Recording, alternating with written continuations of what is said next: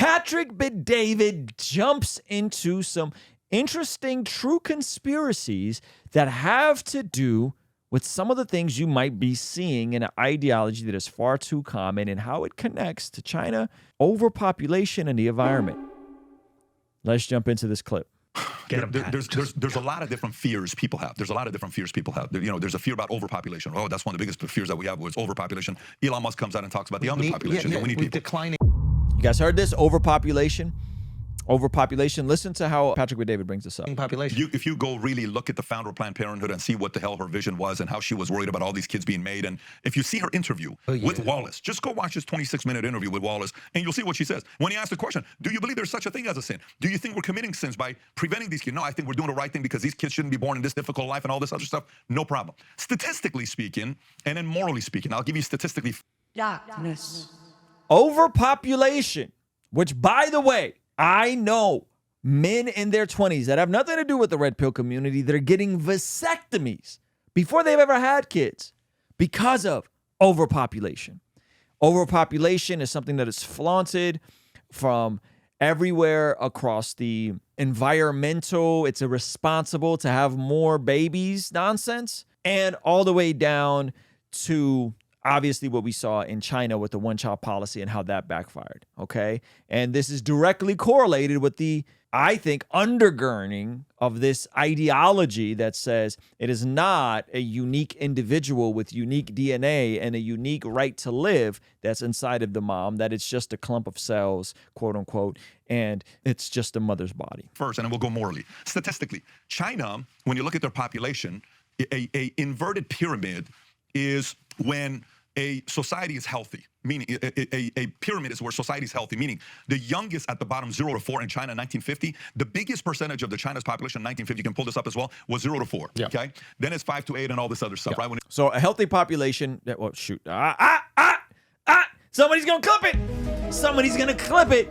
Me trying to give you a parallel of a healthy pyramid. Okay, so just imagine a pyramid. I'm not going to do it with my hands, all right? Because some of you guys are going to be like, Ruslan's in the Illuminati. Okay, so imagine a pyramid. How do I even? Okay, you guys know what a pyramid is. On the bottom, he's saying that the bottom of the pyramid, a healthy society, there's more babies being born on the bottom of the pyramid and less older people. He said China has an inverted pyramid. There's more old people than there are new babies being born. That's similar in America right now. Our birth rates are dropping, okay? You look at their age. So today, China's the complete opposite. They have tons of old people, not enough young people to support them. And their cost of Medicare just 20 years ago was $500 billion. Last year was $8 trillion. That's a lot of money. They don't know what to do with this. They're dealing with this 4-to-1 rule, which is for every one kid, he has to take care of 2 of his parents and 4 of his grandparents. But 1978, 1979, they came up with the one-child policy. China took it. They used to do 4, 5, 6 kids. Per now, it's 1.1 is where they are. So in U.S., do they want to Oh, is this our democratic free way of combating a rising population? Is this the way we combat a rising population? With the deletion of babies? Framed as a woman's right to choose? Darkness. It's all clicking for Schultz. Is it clicking for you yet? Is it clicking for you yet? You see what China's, well, this is the I'm talking about. This is, just a second ago, we were talking about how do you plan out 100 years? And who are these figures that are planning out 100 years? In America, we can't say, you're just going to have one, you're just going to have one kid because we put. By the way, there's a great documentary about this, how barbaric this one-child policy was. It's on Amazon Prime. You should watch it. It's dark. And the sad part is how much of a anti-pro-life documentary it was. And it could have been a pro-life documentary, but turned into an anti-pro-life documentary, which is just even more. Darkness. Put freedom in the Constitution. And he's saying we can't do that here because we have a democratic republic and people have freedom, but you can tell people, you can create an ideology where babies and human life isn't as valued and then manipulate the population into thinking it's actually their autonomy and a woman's right. In the beginning, and I know the powers that be right now are like, what idiots did that 1776 that's made my life so difficult. Now I got to manipulate Americans into doing something that they might not want to do through the guise of freedom. It's all clicking. Is it clicking for you yet? So, holy shit, they see the advantage that China might have by reducing their population. We have to find a way to reduce our population. And now you got women on the streets going, scoop those babies out of your uterus. Darkness. This is a sickness. of the highest order. And the sad part is that this entire thing backfired for China. They're struggling. Their society is really struggling right now because, as you heard Patrick David say, they got to have one kid to provide for 4 parents and grandparents because you need young people to keep a society, a civilization going. By the way, that's one though. Planned Parenthood would be one element. Do you know what the other one is? Here's what the other one is. Okay, you saw Bill Maher talking. Oh, all right. This is going to get controversial. This is going to get controversial. Buckle up. Bill Maher, by the way, you saw what Bill Maher talked about? Have you ever seen the statistic by generation? Which generation has the most LGBT members? Have you seen this? Can you pull up community by generations, okay? Yeah. And then Bill Maher says, listen, at this pace by 2047, we're all going to be, okay? Because that's just kind of, it used to be 0.5%, then 1% of the generation, then it's 2%, then it's 4%, then it's 5%, then now it's like 24% of the generation of. 20% of Gen Z identifies as a part of the LGTB community. Is LGBT.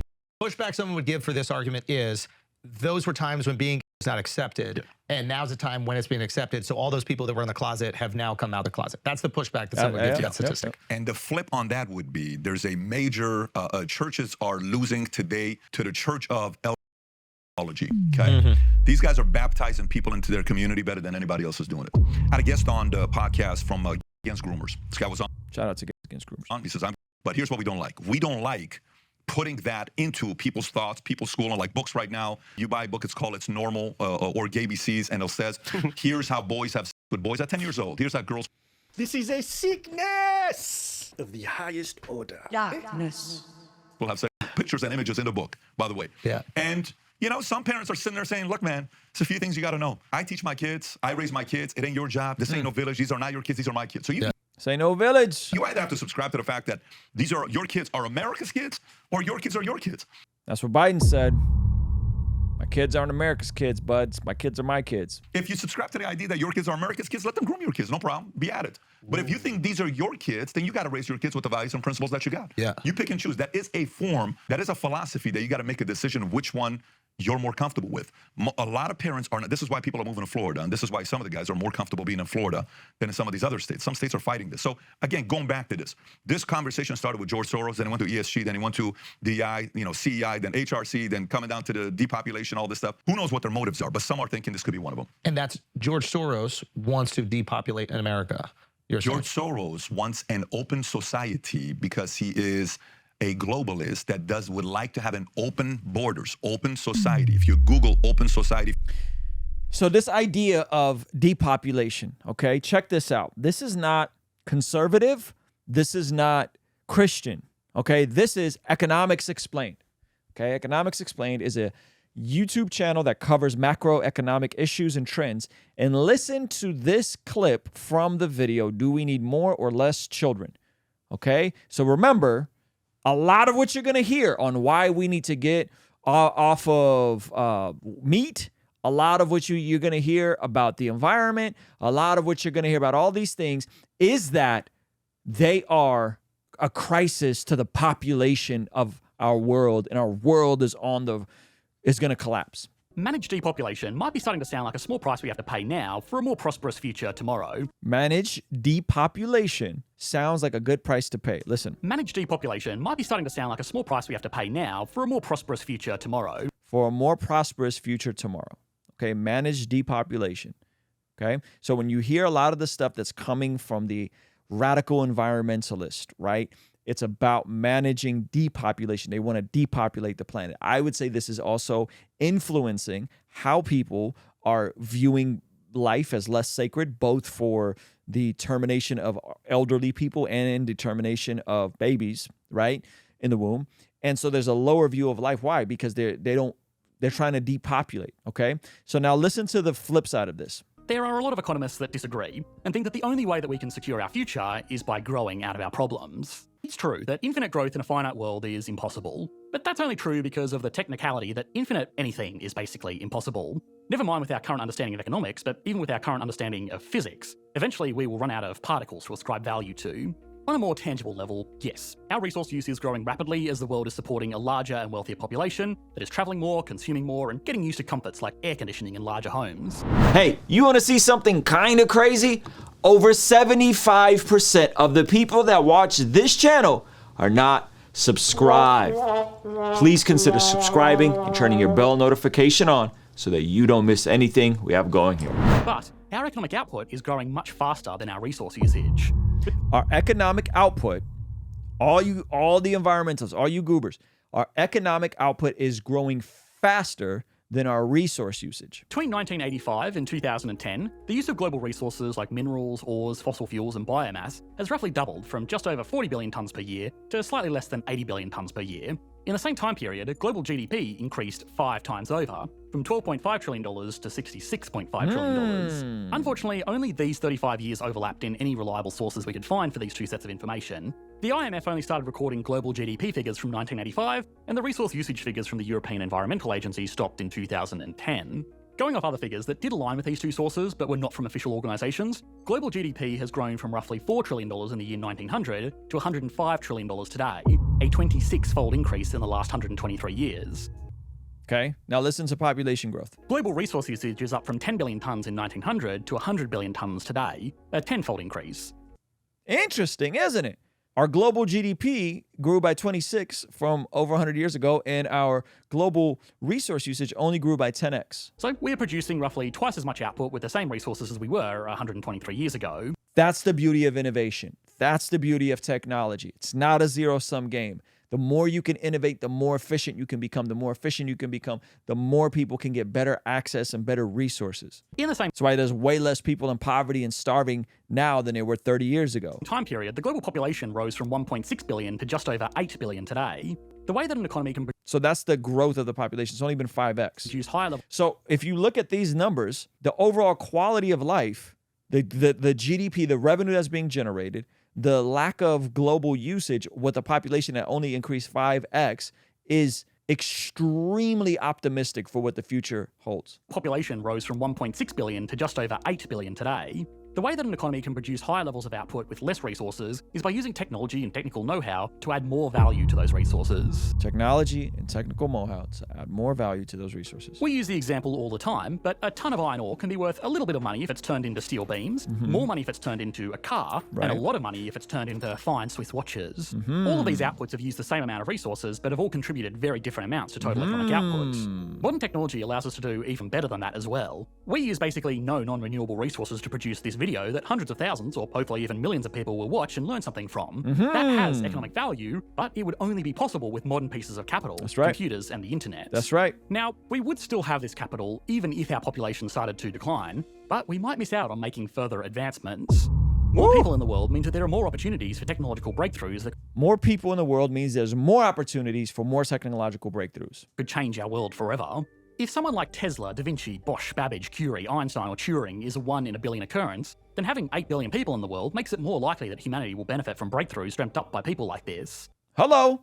More people means that more options to solve bigger problems will be brought up. And I'm going to show you guys an actual solution to the environmental crisis that is apparently right on the horizon for us in a moment.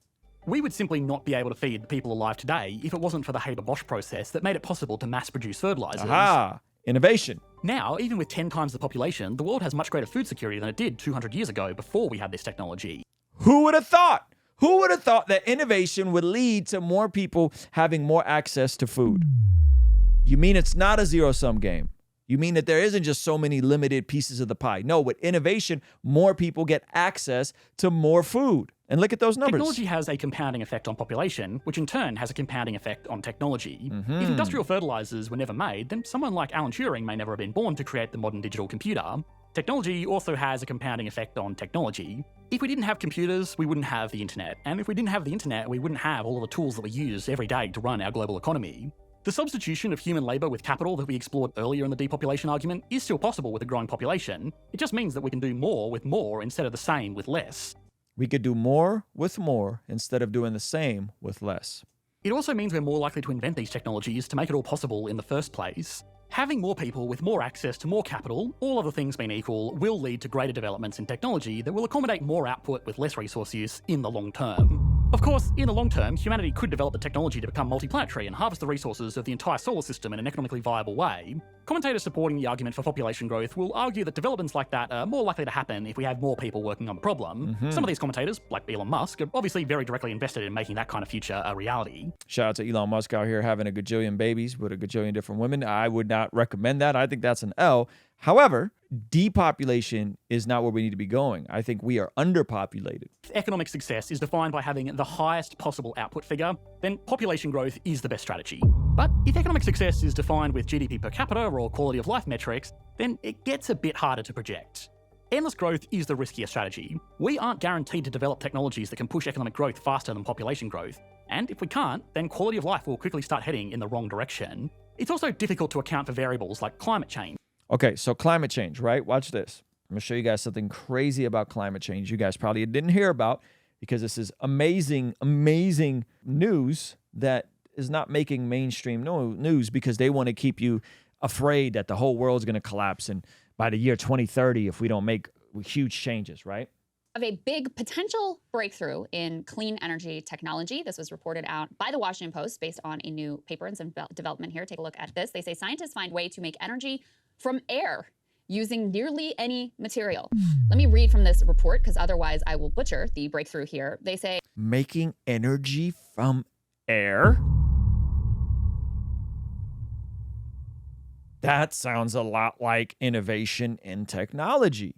Nearly any material can be used to turn the energy in air humidity into electricity. Scientists found in a discovery that could lead to continuously producing clean energy with little pollution. That research, which was published in a paper in Advanced Materials, builds on 2020 work that first showed energy could be pulled from the moisture in the air using material harvested from bacteria. A new study shows nearly any material, such as wood or silicon, can be used as long as it can be smashed into small particles and remade with microscopic pores. There are many questions about how to scale the product. That is the primary sort of impediment here. The device itself is really super tiny, size of a fingernail, thinner than a single hair. It's dotted with tiny holes known as nanopores. They have a diameter smaller than 100 nanometers or less than 1,000th of the width of a strand of human hair. And what they envision is that you could have roughly 1 billion of these things, which are called air gens, stacked to be about the size of a refrigerator, and that could produce enough energy to at least partially power a home in, they say, ideal conditions. They imagine because you can use any material and because it's so small, it could be in the paint in the walls. This is all, I understand it to be a ways off, but still exciting when you have this kind of possibility, when you have this type of research that is being undertaken with, you know, at least some sliver of a chance that it could completely transform the way that we do energy production. The way that we do energy production. Who would have thought that human beings who are created in the image of God can be this resilient? Who would have thought that we could figure out how to solve some of the biggest crises instead of telling people, don't have kids, go get a vasectomy in your 20s, go terminate that baby that's inside of you. Instead of telling people that sort of nonsense, don't eat any more meat because it's bad for the environment, right? Instead of telling people that sort of stuff, you could actually figure out innovative ways to deal with some of the biggest issues that we're facing. Who would have thought? Yeah, I'm not sure what to make of some of this stuff, but I am hopeful that humans who are, again, extremely resilient and extremely fortunate to think of ways to solve problems can do incredible things. Now, I'm not, by the way, when I say like don't eat meat and that being attached to an ideology, what I'm not saying is that if you're a vegan or something like that, you're wrong. I'm specifically talking about the ideology that downstreams from, that oftentimes the folks who are making those sorts of nutritional decisions that are often just as dogmatic as radical fundamentalists will come from a place of overpopulation, and I'm watching men get vasectomies in their 20s because of overpopulation and this sort of goofy stuff. It's kind of crazy. It's kind of crazy, but there is somewhere that it downstreams from, and it is this ideology that we have a population crisis. And the truth is that we need more people, not less people. That's the reality, right? That we're better off, more productive, and it's a good thing than having less people. So, hey, this is a segment from our daily after party stream. Consider partnering with us online for as little as $5 a month to get access to these daily after party streams completely unedited. You'll also get access to our podcast as they are streamed live into the community before anyone else gets to see them, get to interact with our guests, get access to our private Discord server, and a discount code for our store for as little as $5 a month. Ultimately, that will help towards helping us continue contextualizing the gospel using media and podcast here on YouTube. All right, I'll see you over there. Peace.